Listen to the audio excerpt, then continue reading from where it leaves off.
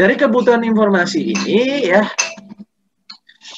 untuk kebutuhan-kebutuhan yang berhubungan dengan dokumen ya, dokumen-dokumen ya, yang dapat digunakan oleh apa? Oleh masing-masing fungsi ya, itu akan berupa ya, yang pertama adalah Halo Sobat Literasi, jumpa lagi bersama saya di channel Bocambeot. Seperti biasa, Bocambeot selalu hadir untuk menyajikan materi-materi yang menarik. Mau tahu materi apa yang disajikan oleh Bocambeot kali ini?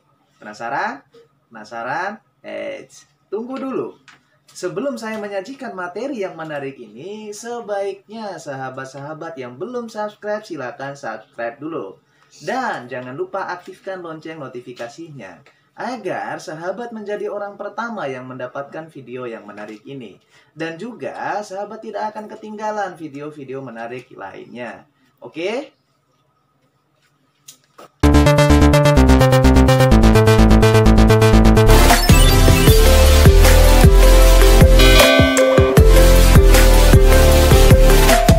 Assalamualaikum warahmatullahi wabarakatuh. Waalaikumsalam warahmatullahi wabarakatuh. Baik, saya langsung kepada materi. Ya, materi penjualan kredit. Baik ya. Di dalam penjualan kredit ya, di dalam penjualan kredit atau secara umum aja ya, dalam penjualan itu adalah memiliki ada penjualan kredit dan ada penjualan tunai. Ya. Dalam penjualan ya, dalam penjualan kredit ya, dia katakan apa ya? Dalam transaksi penjualan kredit, jika barang itu atau jasa telah diterima kepada pelanggan dalam jangka waktu tertentu, ya, perusahaan memiliki apa? Perusahaan memiliki piutang kepada pelanggan, dan semuanya adalah itu ditangani di dalam sistem penjualan kredit. Nah, yang kedua adalah terkait dengan apa? Terkait dengan penjualan tunai. Nah, dalam penjualan tunai, ketika pelanggan telah membayar, maka barang atau jasanya juga baru diserahkan kepada pelanggan. Nah, dalam hal ini adalah semuanya ditangani, ya, ditangani dalam apa? Dalam sistem penerimaan kas. Ya, dalam penerimaan kas. Yang perlu kita pahami dari penjualan kredit adalah ya, dalam perusahaan manufaktur dia akan menggunakan dua sistem ya, yang dimana ada yang namanya penjualan kredit tanpa menggunakan kartu kredit, dan ya juga terkait dengan ya penjualan kredit dengan menggunakan kartu kredit yang dimiliki oleh perusahaan. Nah, bagaimana tugas dan fungsi-fungsi yang terkait dari kedua ini ya, itu adalah sama aja ya. Fungsi yang terkait juga sama ya. Namun dalam hal ini adalah penjualan yang menggunakan tanpa menggunakan kartu kredit ini harus melalui yang namanya apa? Melalui yang namanya kesepakatan kerjasama. Ya, harus melalui apa? Melalui kontrak. Ya, beda halnya dengan penjualan kredit dengan menggunakan kartu kredit. Ya. Nah, kali ini saya memfokuskan kepada yang berkaitan dengan secara umum ya. Fungsi-fungsi yang berkaitan secara langsung dalam hal penjualan kredit. Ya, dalam hal apa? Penjualan kredit. Siapa yang terlibat secara langsung untuk membentuk yang berkaitan dengan penjualan kredit? Ya. Dalam hal ini adalah yang berkaitan dengan fungsi-fungsi ini adalah yang pertama adalah fungsi penjualan yang memang memiliki tugas dan tanggung jawab ya, dan juga ya fungsi-fungsi ini memiliki pengaruh secara langsung untuk membentuk penjualan secara kredit. Ada fungsi yang berikutnya adalah fungsi kredit. Ya. Dan juga ada fungsi gudang, ada fungsi pengiriman, ada fungsi penagihan, dan terakhir adalah fungsi akuntansi. Untuk fungsi yang pertama di sini kita harus memahami ya, atau kita bisa ketahui bahwa tugas dan tanggung jawab ya dari fungsi penjualan ini adalah ada 3. Ya. Yang pertama adalah yang berkaitan dengan bertanggung jawab atas penerimaan order dari pelanggan. Ya. Yang kedua adalah ya bertugas dan bertanggung jawab untuk Untuk memasukkan atau menginput kode pesanan dari pelanggan. Dan juga yang terakhir adalah berkaitan dengan fungsi untuk melakukan order ulang atas pesanan pelanggan yang belum terpenuhi. Nah, dari fungsi penjualan ya, ketika semuanya sudah terlaksana dari 3 tugas dan tanggung jawab ini, maka ya akan dialihkan kepada yang namanya fungsi kredit. Ya, yaitu fungsi yang kedua, yaitu fungsi kredit. Nah, di fungsi kredit ini juga memiliki tugas dan tanggung jawab. Apa tugas dan tanggung jawabnya? Ya, yaitu tugas dan tanggung jawab yang berkaitan dengan mengkaji.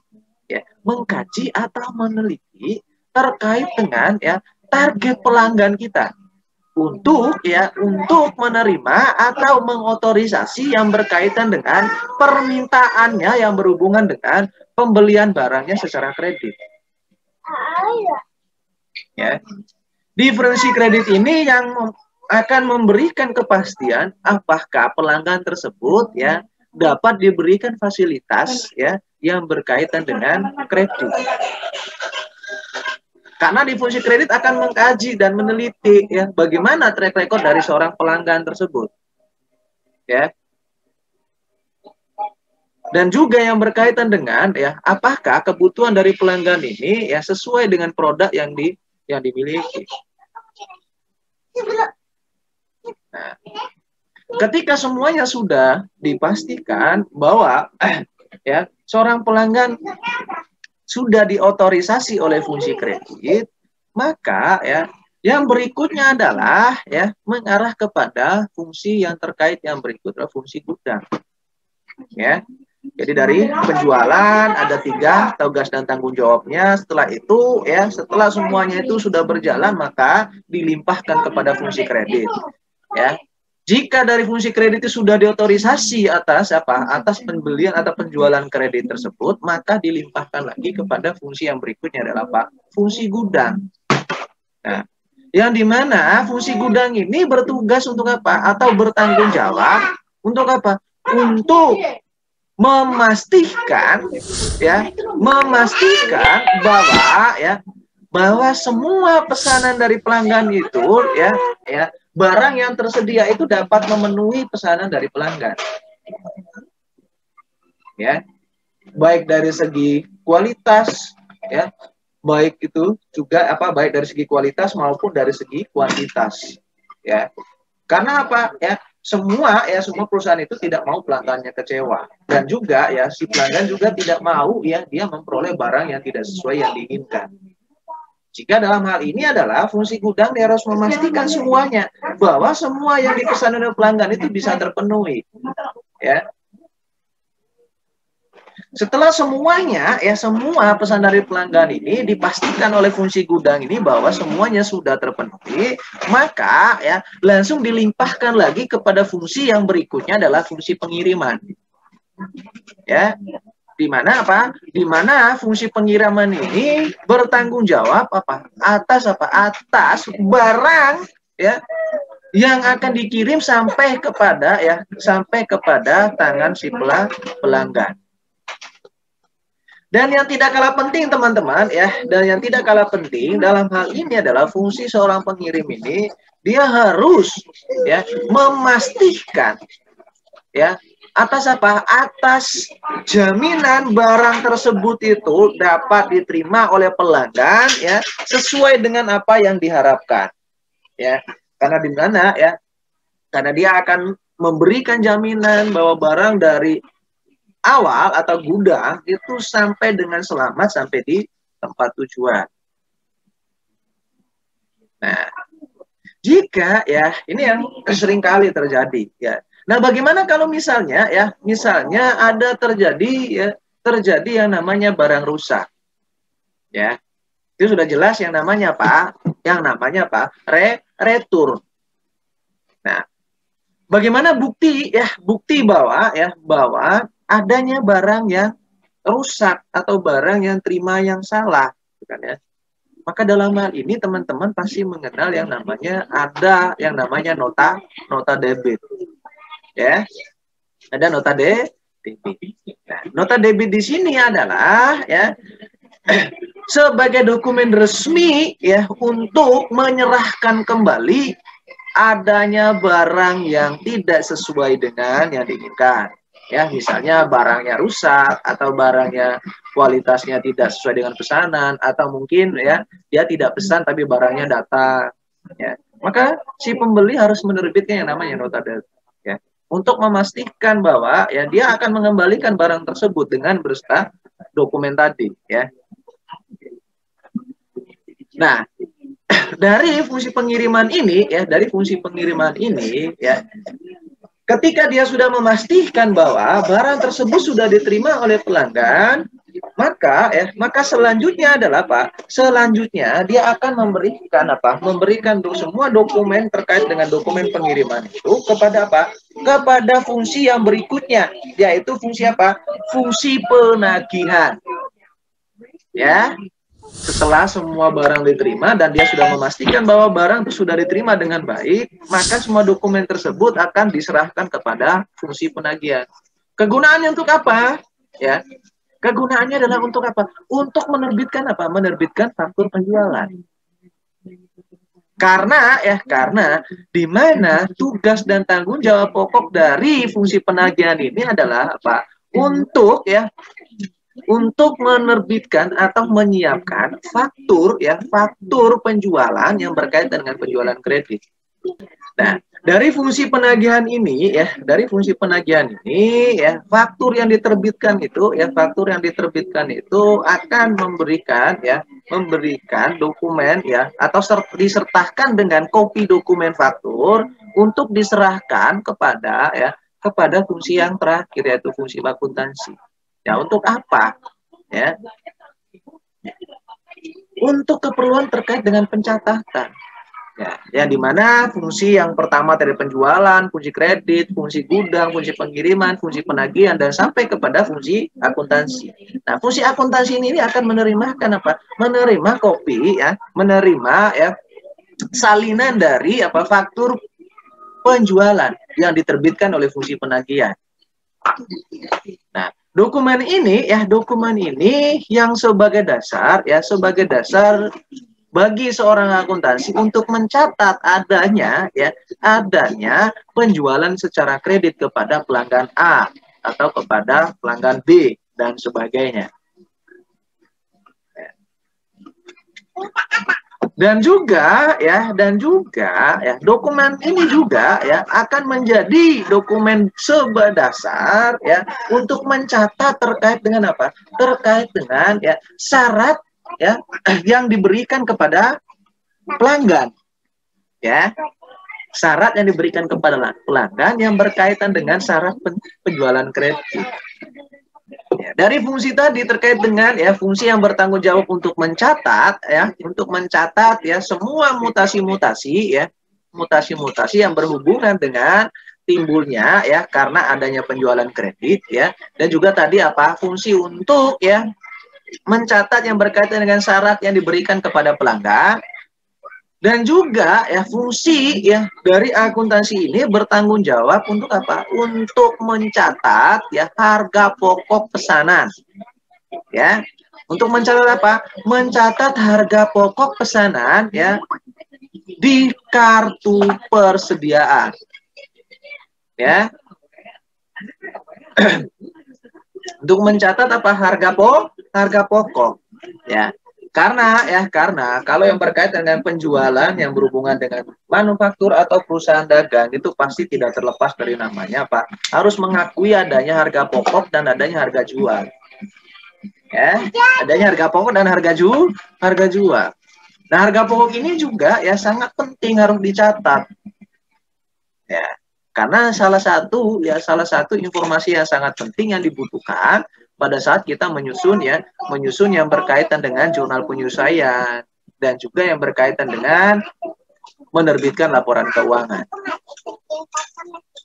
Nah, sampai kepada ya fungsi kita yang terakhir adalah fungsi akuntansi yang berhubungan dengan fungsi-fungsi yang berkaitan dengan ya penjualan kredit ini, maka ya sistem informasi akuntansi itu hadir ya. Agar apa? Agar semua fungsi ini saling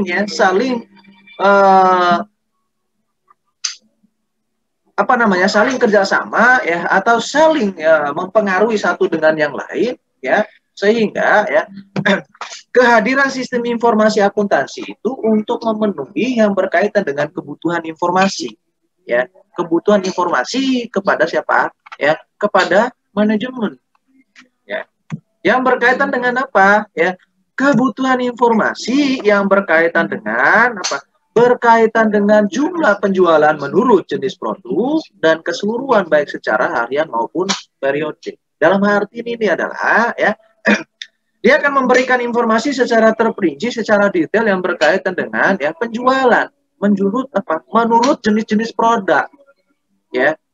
Baik itu informasi yang berkaitan dengan secara keseluruhan ya, ataupun yang berkaitan dengan secara harian, ataupun yang berkaitan dengan secara periodik. Nah, begitu juga yang berkaitan dengan jumlah piutang kepada pelanggan. Ya, jumlah piutang. Ya. Yang dimana ya untuk memberikan informasi yang secara jelas, secara detail yang berkaitan dengan jumlah piutang kepada setiap pelanggan, itu ada yang namanya yang berkaitan dengan apa? Buku besar apa? Buku besar pembantu piutang. Ya, buku besar pembantu piutang. Yang dimana di sana akan terlihat secara jelas ya terkait dengan ya piutang-piutang yang akan timbul dari setiap pelanggan. Dan juga sistem informasi itu akan memberikan informasi yang berkaitan dengan ya jumlah harga pokok barang yang dijual. Ya. Tidak hanya terkait dengan harga jual aja yang dia beri informasi ya, tapi juga yang berkaitan dengan berapa harga pokok yang terjadi untuk semua penjualan dalam periode tertentu. Dan terakhir adalah sistem informasi ini juga akan ya membantu untuk memenuhi kebutuhan informasi yang berkaitan dengan prestasi dari setiap biaya niaga dalam menjual barang. Ya, prestasi dari seorang yang penjual dalam menjual barang. Ya, atau juga prestasi dari sebuah agen ya, sebuah agen-agen kita dalam hal berkaitan dengan menjual barang. Dari kebutuhan informasi ini ya, untuk kebutuhan-kebutuhan yang berhubungan dengan dokumen ya, yang dapat digunakan oleh masing-masing fungsi ya, itu akan berupa ya, yang pertama adalah terkait dengan ya dokumen yang berhubungan dengan surat order pengiriman barang. Ada juga surat faktur penjualan, rekapitulasi harga pokok, habis itu adalah bukti memorial ya, yang dimana surat order pengiriman barang ini ya sebagai dokumen pokok atau dokumen resmi ya untuk memproses penjualan secara kredit. Nah, surat orderan ini biasanya itu akan dibuat beberapa rangkap ya, yang dimana akan ditembuskan kepada siapa? Ada dikirimkan kepada bagian kredit, ada dikirimkan ke bagian akuntansi ya, habis itu aja juga digunakan oleh seorang gudang ya, dan juga digunakan untuk arsip ya, jika suatu saat kita butuhkan. Habis itu terkait dengan faktur penjualan ya, Kalau fakturan penjualan ini ya sebagai bukti dasar atau dokumen pokok ya untuk ya mengakui adanya penjualan secara kredit. Ya, habis itu rekapitulasi harga pokok. Ya, rekapitulasi di sini adalah untuk apa? Untuk mengetahui informasi secara jelas yang berkaitan dengan ya harga pokok dari barang ya, baik itu adalah dari satu jenis ataupun dari beberapa jenis barang yang terjual dalam periode tersebut. Ya. Dan yang terakhir di situ adalah ada dokumen yang terkait dengan bukti memorial. Nah, bukti memorial ini ya yang dapat digunakan sebagai apa? Sebagai bukti untuk mencatat ke dalam jurnal umum. Nah, yang berikutnya adalah ada yang berkaitan dengan catatan akuntansi. Nah, catatan akuntansi ini akan melibatkan yang berkaitan dengan apa? Ya, berkaitan dengan jurnal penjualan. Nah, ini adalah proses dari seorang akuntansi. Ya, seorang fungsi akuntansi akan mencatat yang berhubungan, yang pertama adalah jurnal penjualan. Yang kedua adalah mencatat yang berhubungan dengan kartu piutang. Ya, tadi kartu piutang itu adalah untuk apa? Untuk mencatat secara detail yang berkaitan dengan ya piutang kepada pelanggan. Habis itu ada apa? Ada kartu persediaan. Kartu persediaan ini memberikan informasi yang berkaitan dengan mutasi-mutasi barang yang tersedia dijual ataupun barang ya yang masih tersisa di gudang, dan juga terkait dengan apa? Persediaan akhir dalam satu periode. Ya, habis itu ada kartu gudang. Ya, kartu gudang ini yang berkaitan dengan apa? Yang berkaitan dengan dokumen untuk apa? Untuk mencatat ya, mencatat semua mutasi-mutasi atau mencatat ya barang-barang yang akan dikirim kepada pelanggan. Dan yang terakhir adalah jurnal umum ya. Kalau jurnal umum ini adalah berkaitan dengan ya dokumen yang dicatat apa? Untuk mencatat semua transaksi-transaksi yang terjadi dalam satu periode akuntansi. Oke ya, teman-teman ya. Dari semua ini ya, dari kebutuhan informasi, ada dokumen, ada catatan akuntansi, ya itu pasti harus melakukan yang namanya pengendalian. Ya, tidak terlepas dari pengendalian. Kalau kita bicara mengenai dengan sistem informasi akuntansi, ya maka tidak terlepas dari pengendalian. Nah, lalu tujuannya apa gitu kan ya? Apa tujuan utama dilakukan pengendalian terhadap apa? Terhadap penjualan kredit tersebut. Ya, tujuannya adalah yang pertama adalah ya. Pengendalian di sini untuk bertujuan apa? Memberikan kepastian bahwa ya fungsi penjualan itu harus terpisah dari fungsi kredit. Ya. Tidak boleh digabung ya antara penjualan antara penjual dan antara kredit. Itu harus dipisah. Dan juga ya fungsi akuntansi itu ya harus dipisah atau tidak boleh merangkap juga sebagai fungsi menjual dan fungsi kredit. Atau secara umum di sini adalah secara umumnya adalah yang berkaitan dengan pengakuan pendapatan atau pengakuan penjualan itu semua fungsi-fungsi yang terkait tadi itu tidak boleh yang namanya double job. Ya, rangkap jabatan gitu kan ya. Ada yang rangkap sebagai pengirim ya, pengirim dan penagihan, atau ada rangkap dia sebagai penjual dan dia juga sebagai fungsi kredit. Ya. Untuk apa sih ya? Untuk apa sih kita melakukan pengendalian seperti ini? Ya, agar tidak ada terjadinya kecurangan-kecurangan atau agar tidak memberikan kesempatan ya kepada siapapun untuk melakukan kecurangan. Ya, baik itu yang berkaitan dengan memanipulasi catatan atau dokumen. Ya, baik itu mengenai terkait dengan manipulasi terkait dengan kualitas atau kuantitas atas produk yang kita jual. Nah, dari pengendalian ini maka terbentuk yang terkait dengan sistem otorisasi dan prosedur pencatatan. Ya. Dalam sistem otorisasi di sini akan apa? Menerima order dan pembelian diotorisasi dan oleh fungsi penjualan dengan menggunakan apa? Formulir order pengiriman barang. Ya, harus ada persetujuan pemberian kredit, pengiriman barang diotorisasi oleh fungsi pengiriman barang, dan sampai dengan apa? Pencatatan piutang didasarkan pada apa? Pada faktur penjualannya didukung oleh apa? Surat order pengiriman barang dan dokumen lain. Ya. Kita mau mengakui piutang itu harus didukung atau harus ada bukti bahwa adanya faktur penjualan dan juga ya surat order pengiriman barang.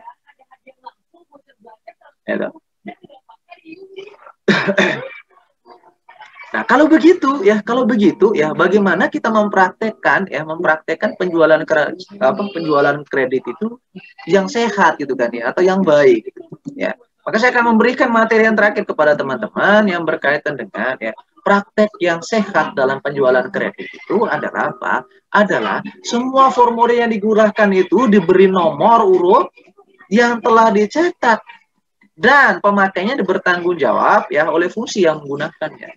Ya, dan dipergunakan oleh fungsi yang terkait. Ya. Dan yang kedua adalah apa? Secara periodik diadakan apa? Diadakan konfirmasi piutang dengan pelanggan. Artinya apa? Ya, secara periodik kita menyampaikan, Bu, ya, atau Pak, atau Mas, atau Mbak, ya, posisi piutang kita ya sampai dengan hari ini adalah sekian. Karena ada melakukan pembayaran dari tanggal sekian sampai dengan tanggal sekian. Nah, itu kita melakukan konfirmasi kepada pelanggan. Nah, harusnya adalah ya pencatatan kita dengan pencatatan pelanggan itu harus sama. Jika tadi dilakukan apa? Konfirmasi. Ya. Jangan dibiarkan pelanggan itu dibiarkan untuk membayar sendiri. Yang pokoknya dia sadar bayar ya, gitu ya. Jangan dibiarkan begitu. Ya, kita harus aktif untuk melakukan memberikan informasi atau melakukan konfirmasi. Yang ketiga di situ adalah secara periodik ya dilakukan yang namanya rekonsiliasi ya kartu piutang dengan rekening piutang dalam buku besar. Ya, kita harus melakukan rekonsiliasi ya antara kartu piutang dan rekening piutang dalam buku besar. Buku besar apa? Buku besar pembantu. Ya, kita harus lakukan rekonsiliasi. Ya, apakah di kartu piutang dengan buku besar itu sama nilainya? Ya. Maka kita harus melakukan rekonsel, ya, mencocokkan. Ya. Kalau misalnya ada yang salah, misalnya lebih besar kartu piutangnya dibanding dengan buku besarnya, maka ini ada yang salah ini. Apa yang salah? Maka harus cepat-cepat dikoreksi sebelum sebelum periode akuntansi selesai. Ya. Sehingga kita masih ada waktu untuk melakukan adjust, ya. Kita masih punya waktu untuk melakukan penyesuaian, ya. Sehingga ini adalah praktek kita ya, agar apa? Yang pertama adalah kita menjalin hubungan baik dengan pelanggan. Itu sudah pasti, karena kita sering aktif untuk memberikan informasi atau sering aktif konfirmasi kepada pelanggan terkait dengan saldo, terkait dengan jatuh tempo, ya. Dan juga ya terkait dengan nomor urut. Nomor urut memang itu penting karena apa? Agar kita bisa mengetris atau mencari tahu ya. Kalau misalnya kartu piutang, catatan kartu piutang dengan buku besar itu tidak sama, maka kita bisa ngetris dari dokumen itu. Ya, formulir itu karena diberi urut, maka kita bisa cek ada nggak nomor urut yang terlewatkan, ya, atau adakah dari nomor urut yang sudah kita berikan itu ya hilang. Ya. Kalau misalnya lengkap, tapi masih tidak sama antara kartu piutang dengan rekening piutang dalam buku besar, maka mungkin ada satu dokumen yang terlewatkan dicatat. Itu yang perlu saya sampaikan ya, teman-teman yang saya banggakan ya. Sampai kepada materi yang berkaitan dengan ya praktek yang sehat dalam hal penjualan kredit ya, maka ya materi kita yang berkaitan dengan sistem informasi akuntansi juga ya sudah berakhir sampai di sini. Ya. Baik, saya ucapkan terima kasih banyak telah menonton video ini. Semoga video pembelajaran ini memberikan manfaat yang berguna bagi teman-teman semua. Saya akhiri, assalamualaikum warahmatullahi wabarakatuh.